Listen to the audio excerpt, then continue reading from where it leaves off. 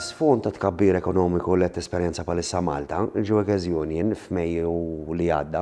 ippreżentat 7 proposti għal budget 2020. Il-proposti tagħna kienu maqsumin fuq 11 il-kapitlu, tajna ħarsa ġenerali dwar l-andament ekonomiku, u mbagħad għamilna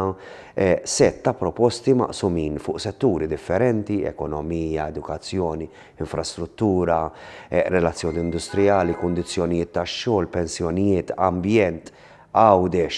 biex naraw fejn iktar inħossu li tkabbir u s-surplus li tisir għandhom jiġu indirizzati. Ovvjament l-iktar enfasi qegħdin nagħmluha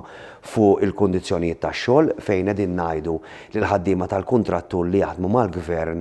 għandhom jibdew jitħallsu tal-ħdud doppji biex jibdew igawdu l-istess kundizzjonijiet li qed jigawdu minnhom il-ħaddiema dawk direttament impjegati, kif ukoll fil-privat il-ħaddiema tal-kuntrattur għandhom jibdew igawdu mill-kundizzjonijiet li jkun hemm direttament għal dawk il-ħaddiema li huma direttament impjegati, jew fejn ikun hemm il-ftehim kollettiv jibdew igawdu mill-kundizzjonijiet tal-ftehim kollettiv biex verament jekk nemmnu fil-prinċipju tal-equal pay for job of equal value, allura verament kulħadd jibda jgawdu minn dan. U qegħdin ngħidu li l-liġi tax-xogħol għandha tiġi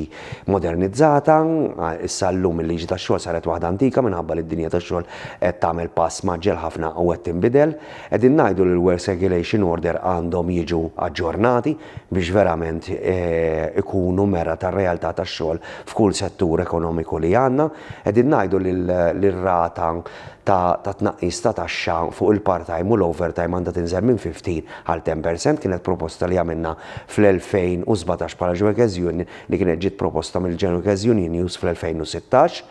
Qegħdin ngħidu wkoll bħala proposta l-sħubija mandatorja tal-ħaddiema fit-trade union tal-għażla tagħhom biex ikun hemm self-policing u l-abbużi li tisiru f'ħafna postijiet tax-xogħol dan jinqata' u jkun kollox regolarizzat. U l-kompetizzjoni verament mhux tkun min ħajati l-inqas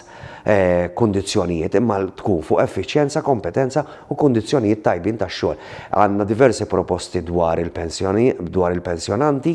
għandna dwar l-ambjent qegħdin ngħidu li għandhom jiżdiedu l-ispazji miftuħa u jkompli l-programm ta' tkabbir, qegħdin ngħidu wkoll biex inkomplu ntejbu